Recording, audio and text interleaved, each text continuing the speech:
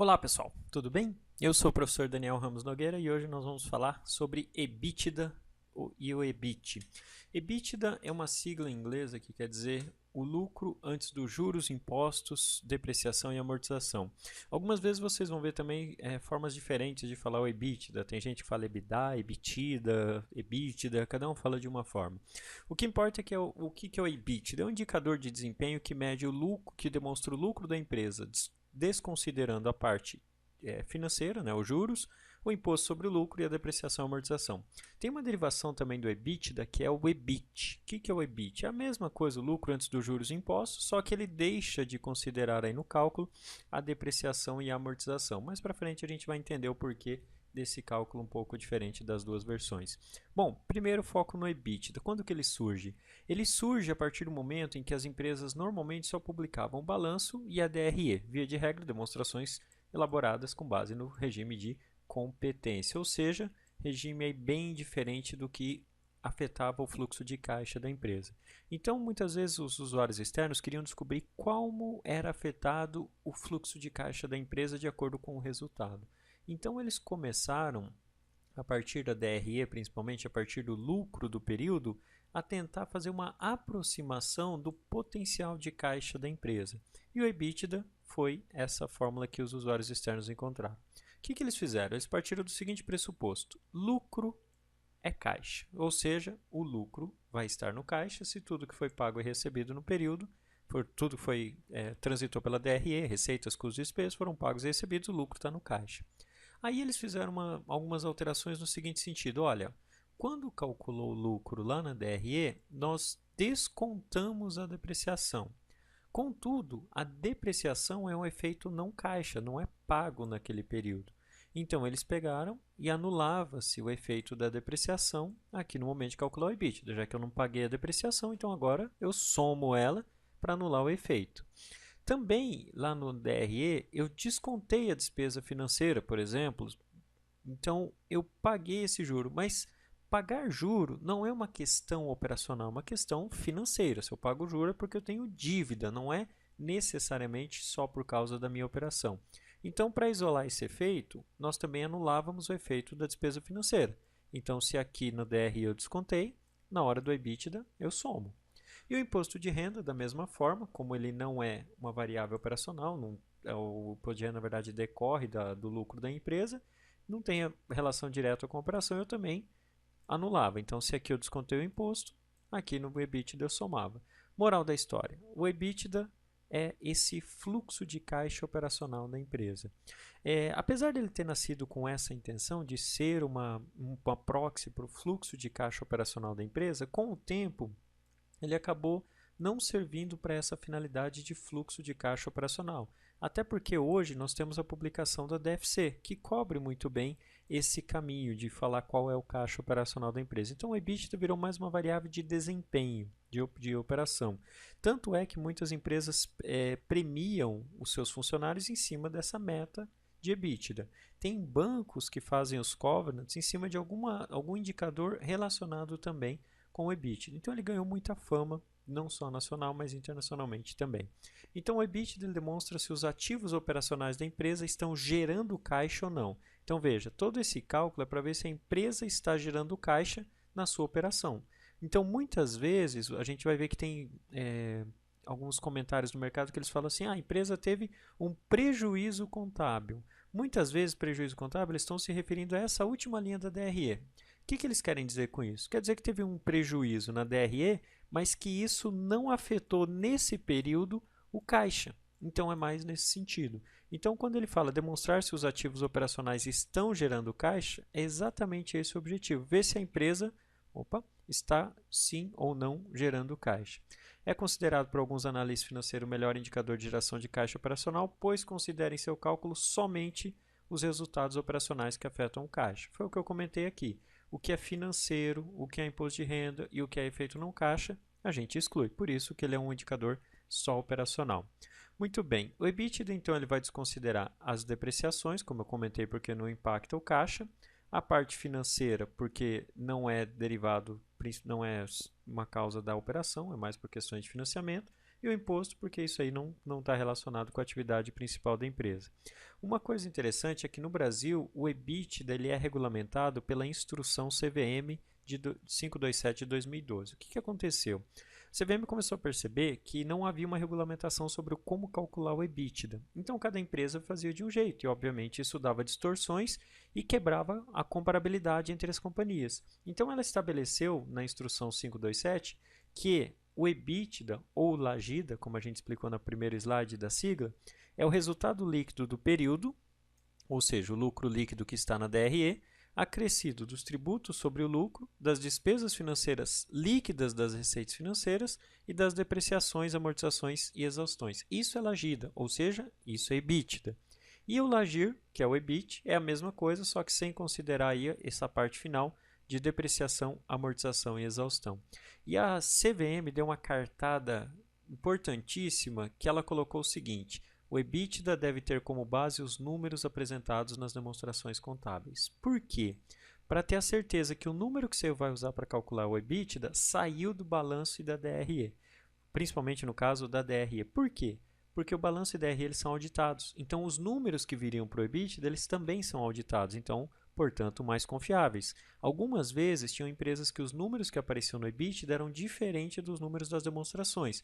Fruto, óbvio, por causa de alguns pequenos ajustes que elas faziam para calcular o EBITDA. Mas agora tem que seguir rigorosamente aí o que está nas demonstrações contábeis. Não pode excluir qualquer itens não recorrentes ou não operacionais ou de operações descontinuadas. Aí as empresas ganharam uma opção de fazer um EBITDA ajustado, que a gente vai comentar daqui a pouco.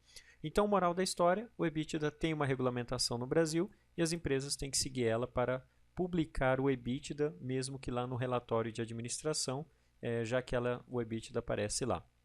Aí, o que é o EBITDA ajustado? É exatamente esse último ponto que eu falei. Como você não pode excluir itens não recorrentes, operações continuadas e outras coisas que contaminam o resultado do período, a CVM deixou uma brecha para que as empresas pudessem fazer isso. Então, você teve alguma coisa atípica que aconteceu no seu ano, alguma operação descontinuada, alguma coisa.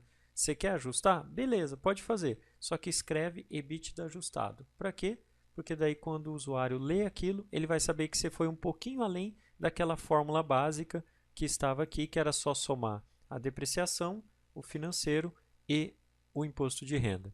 Muito bem, vamos pegar um exemplo aqui da Souza Cruz e aí eu vou mostrar para vocês como tem que estar alinhado com as demonstrações contábeis. Então aqui começa a Souza Cruz em 2014 o seu lucro de 1.714,2. Da onde que vem esse lucro? Esse lucro vem lá da demonstração do resultado do exercício. Então, quando você pega a DRE da Souza Cruz, 1.714,2 está batendo. Resultado financeiro, 17,3. Novamente lá na DRE, resultado financeiro, se a gente somar tudo aqui, vai dar 17,3. Imposto de renda e contribuição, 748,4. Olhando lá na DRE, 748,4. Ok, até aqui, tudo batendo. Última conta, depreciação e amortização, 156,1. Quando a gente vem na DRE, se você quiser procurar por um minuto aí com o seu olho, você vai verificar que não está explícito aqui a depreciação. Mas nós sabemos que a depreciação passou pelo resultado. Mas como a DRE ela é feita por função e não por natureza, a depreciação está escondida dentro da despesa administrativa, despesa de venda e até do custo. Então, na verdade, para achar a depreciação, nós vamos ter que ir ou na nota de despesa por natureza, onde vai aparecer lá nas notas explicativas o valor da depreciação, ou uma demonstração que está mais perto, a demonstração dos fluxos de caixa. Lá também aparece nos ajustes no começo da atividade operacional a depreciação e amortização. Então, daí fica fácil. 156,1, bateu, tudo ok. Moral da história, EBITDA da Souza Cruz, 2.636. O que significa isso? Que a Souza Cruz, em 2014, tem um potencial de caixa operacional de 2.636 milhões, ou seja, um valor aí superior ao lucro dela, porque principalmente um dos fatores aí mais pesados foi a parte de imposto de renda e contribuição. Então, ela tem um potencial operacional de gerar caixa de 2.600 milhões. Se a gente fizer uma olhadinha rápida aqui, a gente vai perceber que melhorou um pouco de um ano para o outro, comparativo aí a 2014. Bom, a outra empresa que eu queria mostrar é a B2W. E aqui, na verdade, eu vou focar principalmente aqui no final. Olha como ela destaca o EBITDA e ela coloca entre parênteses CVM 527-2012. O que é isso? Isso aqui ela está mostrando o seguinte, olha, esse EBITDA aqui eu calculei seguindo a norma CVM, a 527. E aqui embaixo ela somou as outras receitas e escreveu aqui, ó, EBITDA ajustado. Ou seja, esse EBITDA aqui quer dizer que ele foi além da norma CVM, mas obviamente isso é previsto na norma. Então, o EBITDA ajustado dela foi de 549 milhões. Seguindo a norma CVM, dava 515. Quando a empresa faz isso, é como se ela dissesse o seguinte, olha, 515 não é a melhor forma de analisar o EBITDA do meu ano. A melhor forma é olhar o 549, porque teve algum fato não operacional e isso prejudicou o resultado. Então, quando ela publica o EBITDA ajustado, é como se ela falasse, ó, olha aqui, ó, é esse EBITDA que eu quero que você veja. Esse, de acordo com a minha atividade, ele é o mais coerente.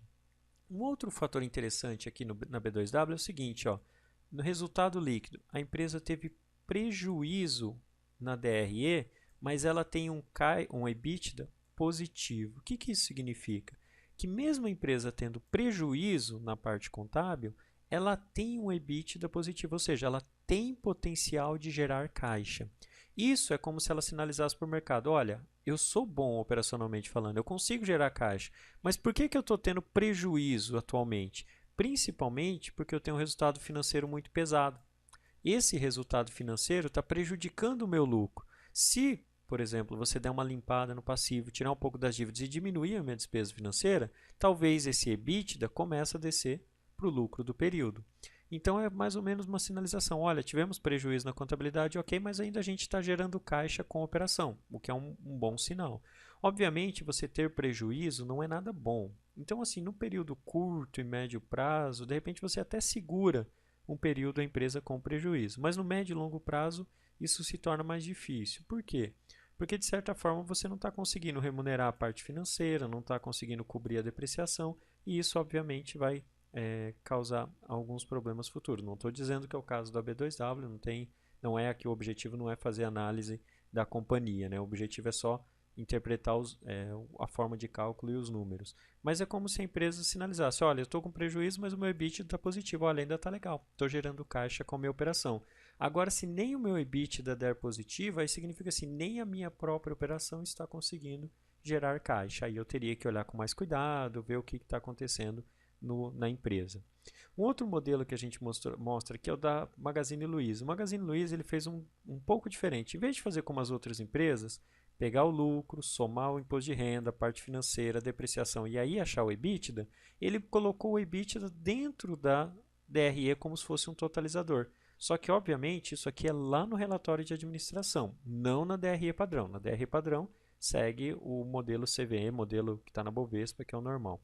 Então, já que o lucro líquido, que é a última linha, mais o imposto de renda, mais a parte financeira, mais a depreciação, aqui está o EBITDA. Ele colocou como se fosse uma linha da DRE. E aqui também aparece o EBIT, ó, que é uma linha a mais aqui, que ele só considera no cálculo então o imposto de renda e a parte financeira. Ele não leva a depreciação em conta. Então aí uma forma diferente de apresentar, mas também que permite análise como todas as outras. E a margem EBITDA. O que é a margem EBITDA? Margem EBITDA, vocês vão se lembrar lá de análise de balanço, quando você tem margem líquida. O que é a margem líquida? É pegar o lucro líquido e dividir pela receita líquida. Então, o que é a margem EBITDA? É pegar o EBITDA e dividir pela receita líquida. Ou seja, seria como se eu falasse assim, para cada R$100 que você tem de receita, quanto se torna EBITDA? Essa é a definição da margem EBITDA. Aqui, por exemplo, nós temos da CCR concessionária. A margem EBITDA dela é de 48,10, ou seja, para cada R$100 de receita líquida, ela consegue converter R$ 48,10 em EBITDA. O EBIT, mesma coisa, só que no caso aqui, para cada R$100 de receita líquida, ele converte 38,70 em EBIT. Algumas críticas ao EBITDA, nada é perfeito, né?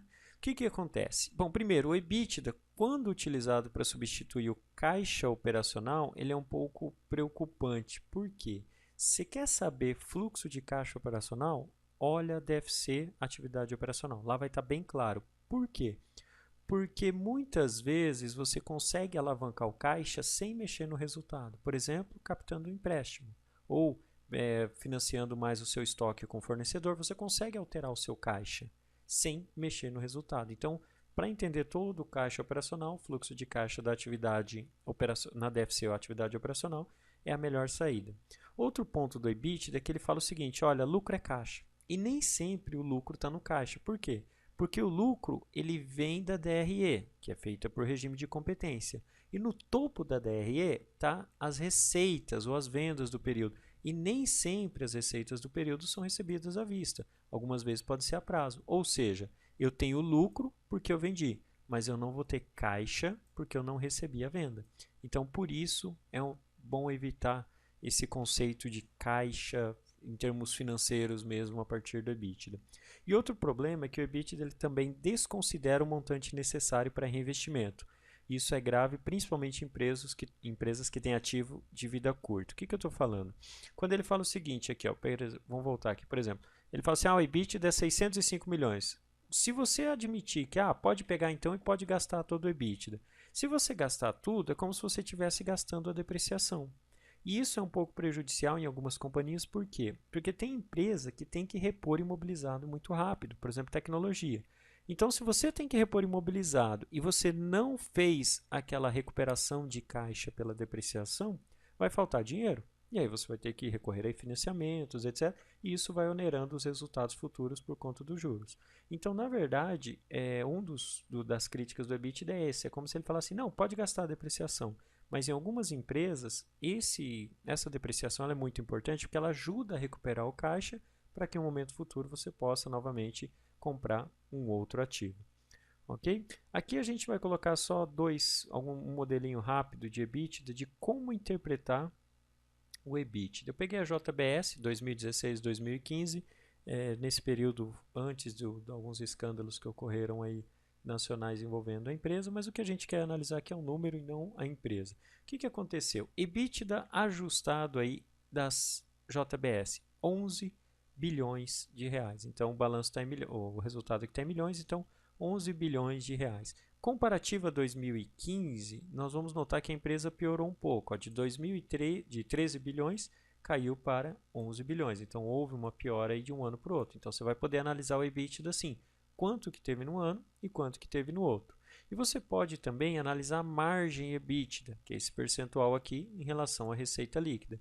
Então, em 2015, a empresa conseguia, para cada R$100 de receita líquida, ela convertia 8,20 em EBITDA. Em 2016, para cada R$100, ela está convertendo 6,6, ou seja, teve uma queda aí de um ano para o outro. Uma outra sacada do EBITDA é aquela que te permite comparar empresas, mesmo que elas tenham estruturas diferentes, etc., mas você pode tentar compará-las. Por quê? Porque como ela elimina depreciação, parte financeira e parte de imposto de renda, ela pega só a operação da companhia. Aqui eu coloquei 3 empresas do mesmo setor, Marfrig, JBS e Brasil Foods. Se você olhar o EBITDA das empresas, você vai verificar que o melhor EBITDA foi da JBS, obviamente. Por quê? Porque ela tem um faturamento maior. Ela fatura 170 bilhões, enquanto a BRF fatura 39, ou seja, a Marfrig também fatura bem menos do que 170 bilhões. Então, quer dizer, obviamente ela teve um EBITDA maior, 11 bilhões. Só que com a margem EBITDA, você consegue analisar quem conseguiu fazer o melhor desempenho com o faturamento que teve. Então, no caso da Marfrig, para cada R$100, ela ganhou 8,2. A JBS 6,6 e a BRF 10,1. Ou seja, em termos de operação, de desempenho, a BRF conseguiu converter mais receita em EBITDA do que as outras empresas. Em termos nominais, quem conseguiu o melhor resultado foi a JBS. Ok? Então, fechada essa primeira parte, pessoal, uma parte introdutória aí sobre o EBITDA. O EBITDA, procurando fazer o mais rápido e conciso possível para passar a informação. E agora nós vamos ter alguns outros vídeos que vão fazer alguns exercícios sobre como calcular o EBITDA da empresa, como interpretar e assim por diante. Então acompanhe no próximo vídeo. Um grande abraço e até mais.